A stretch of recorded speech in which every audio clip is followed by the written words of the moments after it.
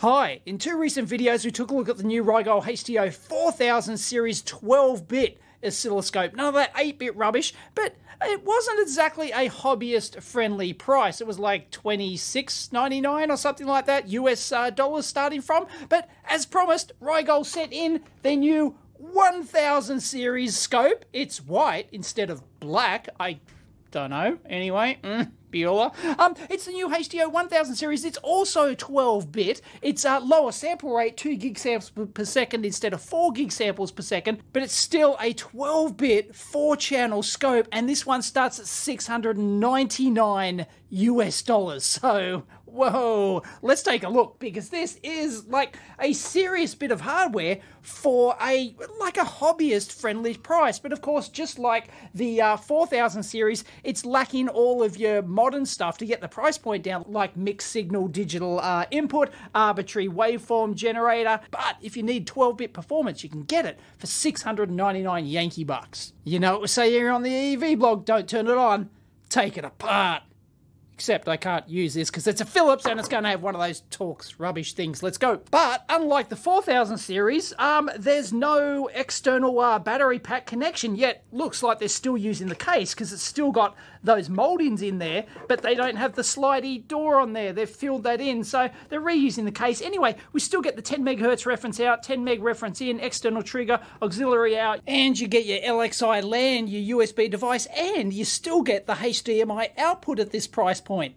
Nice. Voiding the warranty in 4K resolution. Oh yeah. And it does lack the 50 ohm input of the 4000, as you'd expect to save cost, but it's still on the silk screen. Come on, seriously. So what we expect to see in this is the same 12-bit acquisition ADC and the same front end as well, but not including that 50 ohm path. And look, yep, they got the same metalwork. They just haven't included for the battery, because that's where the battery contact was. And they've just added in the extra plastic in there, or haven't punched it out or something. And of course, that's a smart thing to do. You reuse all that. I expect probably a similar main board, but probably a different FPGA, a lower cost FPGA, because it probably doesn't have the same grunt as the Big Daddy 4000 series, because, you know, it's not exactly cheap. Oops, silly me, I goofed up the price of this thing. The 2-channel version starts at $699. Yeah, it's not like you can upgrade it, of course, from 2 channels to 4 channels. They physically would not, I'm sure, physically, even though I don't have the 2-channel version, they physically would not let you do that. Anyway, it looks like we've got the same 2-fan arrangement here, so yeah, it's all exactly the same. Had to lever that sucker off, and yeah, it's going to be exactly the same. We've got the same bird that we had before. Everyone corrected me on the bird. As expected, I think this is going to be near identical. It's got exactly the same heatsink arrangement. Everything's the same. I'll definitely take the front end off and take off this, but the applications process is probably the same. I'd say the FPGA, they're going to be cutting cost on that. And all of your power supply, that looks exactly the same as well. That's that off-the-shelf module that we saw before, but it doesn't have the battery board in there, so they're saving a bit of cost because they went to a bit of effort to, you know, do that, and that all cost money to switch in the battery option. They got the same board up here for the 50 hertz line trigger. None of that 60 hertz rubbish, except of course they haven't populated the circuitry up here, which was the active probe circuitry, so they won't have that board physically installed, of course, but everything else looks absolutely the same. Well, I'm actually stunned by what I'm seeing here.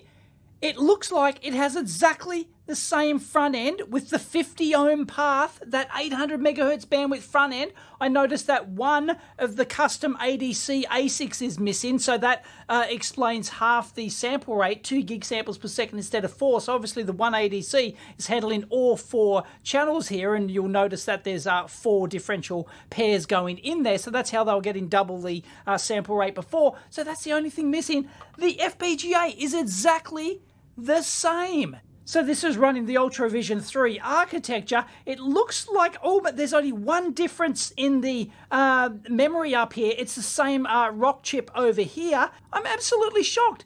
This supposedly 200 meg bandwidth scope has a genuine 800 megahertz front end with the 50 ohm capability, and it doesn't even, well, this software inside this thing doesn't have the 50 ohm capability. So it's, yeah, it's on the front for a reason, because it's physically in there.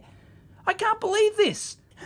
Hackers are absolutely wetting themselves right about now. I'm going to take a high-res photo and we'll do some direct comparisons to see if we can see any differences.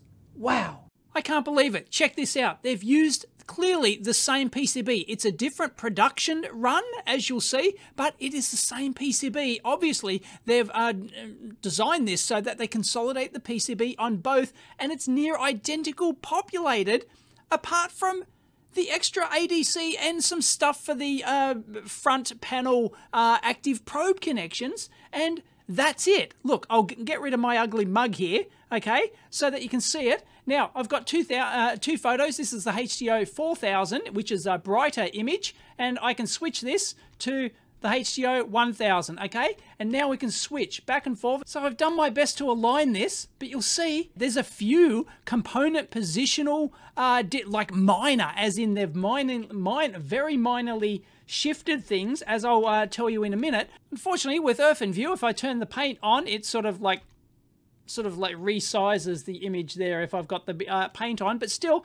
it works. So like clearly we're missing the second ADC here, okay? Right, that's all to do with the front panel active probe compensation. So yeah, all of that stuff there, right? This chip here, whatever that is still missing on both, and then we've got a little low, I think that was a low noise regulator from the previous teardown. I'd have to watch that again, but that's obviously missing. Then we've got a couple of filter caps missing here. One's a little 3-pin jobby. So clearly what's going on here is the one ADC here, which is a custom Rigol chipset. That's their 12-bit thing. It's got the 4 pairs in here, the 4 differential pairs, which all come out of here. That goes into there, that goes into there, and that goes into there. But that is the only difference. You'll notice the Arctic 7, check out the part number right here.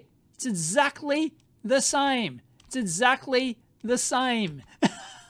So they haven't saved any cost there at all. And there's one number difference in the DDR, I think it's 3 or 4 memory. I can't remember which one. But this is a 2DP47 and this is a 2GP47. And the second line of the number there is exactly the same. I'll have to look up that and put that, overlay that later. But as you can see, this QR code here is different for these, and that's moved from over here. If I move my paint here, you'll notice that the date code down here, the 37th week 22 for the HDO1000, okay, that's moved to here. This is the 34th week 22. So this would just be like a natural difference in builds as they're iterating these things. And yeah, but I have no doubt that they're going to consolidate the PCB once they've ironed out all the production. You know, everything's fine and hunky-dory. The two scopes will have absolutely identical boards in them, except for the chipset here. You got to be kidding me. Now, if you have a look at the front end down here, there is no difference. It's still got, look, it's still got the 50 ohm path. You remember how it goes, well, so yeah, it goes through this relay, goes through that relay, and that's the 50 ohm path. And then it's got the 1 meg path, which then this is the AC coupling here, or DC coupling, and it goes through the relay. And then there's the 1 meg path. And it's the exact same chipset. Of course, it's the same chipset. That's what I expected. But they're obviously, this has this 200 megahertz scope. That's the highest bandwidth they sell in the HDO1000 series. It's clearly got an 800 megahertz bandwidth with 50 ohm input termination. This is absolutely identical. I guarantee if you went in there and measured every single component, it would be the same. Wow. This is like a hacker's dream come true, I think. Well, you got to pony up the extra $999 for the 4 if you want the 4 channels, but for that, it looks like, in theory, you get all the same hardware, except one less ADC, so your sample rate drops, which is not great if you're talking 800 meg bandwidth and, you know, 2 gig samples per second for a single channel, and then you lower it, but still, this is crazy. Anyway, you'll notice other interesting little things, like around here, for example, on the HDO1000, which is a older revision board, they've actually got the voltages, 1V0, 1V8, 1V2. They've vanished on the newer one. So that's interesting. And you'll notice like little small positional changes that I've noticed. Check out over here as I change this. Notice the parts haven't changed, but like that little cap there, watch that sucker, right? It's not due to just differences in my camera angle. There's a subtle shift in the components. They've made a subtle, to get an extra trace through, the PCB designer's gone, I need to like tongue at the right angle, shuffle them a bit this way and I'll be able to fit an extra trace in there or something. So they've done some shuffling there. Look at that big unpopulated inductor there, which is unpopulated on both, but you'll notice how the silk screen, it's physically, and the pad is expanded. It's a slightly different footprint. And it's still unpopulated. So, I don't know. If you'll take a look up here at these fan connectors, you'll see that these will actually slightly shift, but it looks like the footprint stayed the same. It's just the pick and place, and it's just reflowed. There's an offset there on the reflow. So we've got our JTAG header up here. The, I think serial UART was here, wasn't it? I haven't probed that yet. I might have to probe it. I just cannot believe that they used exactly the same front end. It's, you know, sure, okay, they spent the NRE on the chip. The non-recurring engineering is what NRE is. They spent the money developing the chip, so you're going to use it in here, right? They're churning these things out by the, I don't know, I was going to say millions, not quite. But anyway, they're churning them out, so I expected them, of course, because it's the same 12-bit. Everything's the same, right? And the 1000 only has a 500 microvolt per division front end, but we know on the HDO1000 was only a software improvement. It's not a true 100 microvolt per division front end. So it's exactly the same front end, and it's got the 50 ohm path. Yet this thing in the software does not let you enable a 50 ohm input.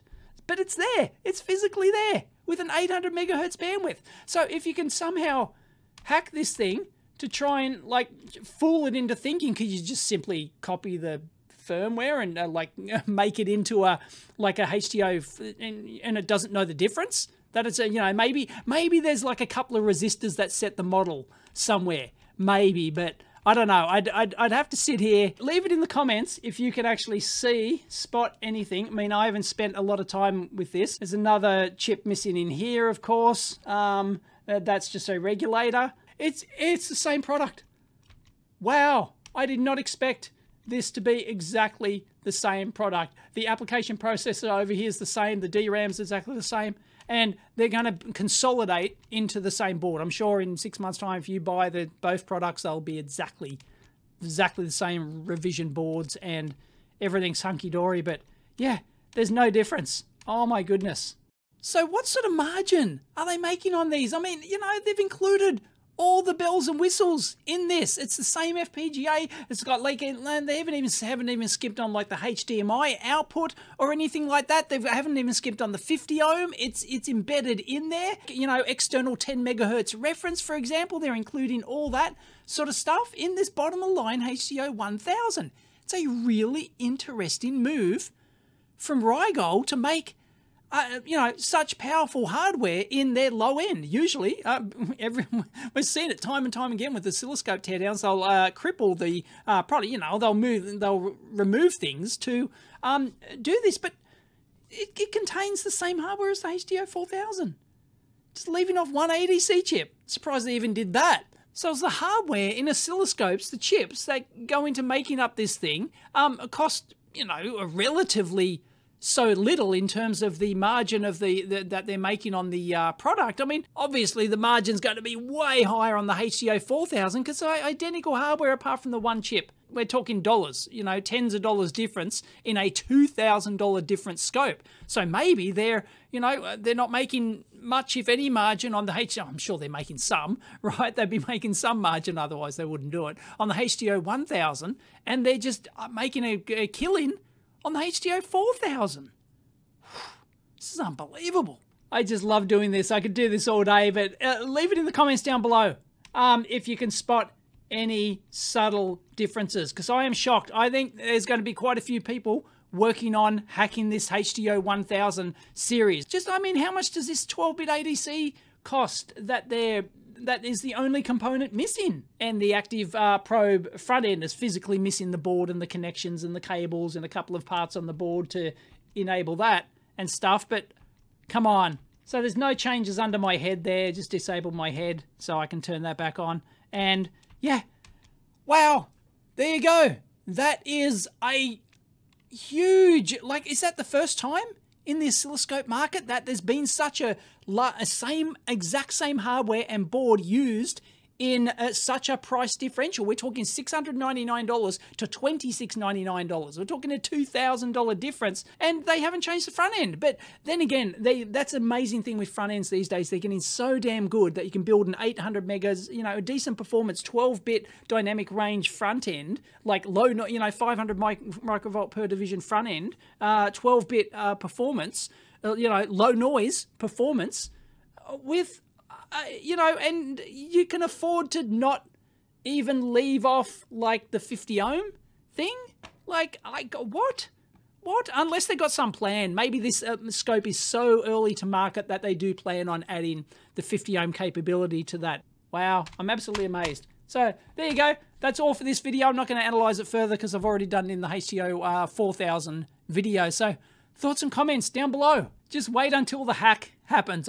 Somebody's going to buy one of these and they're going to get to work. And yeah, anyway, I might try I'll do the UART thing, but I'll leave that to a second channel video. I might see if I can get something out of the UART and stuff like that. But yeah, anyway, interesting, huh? Catch you next time.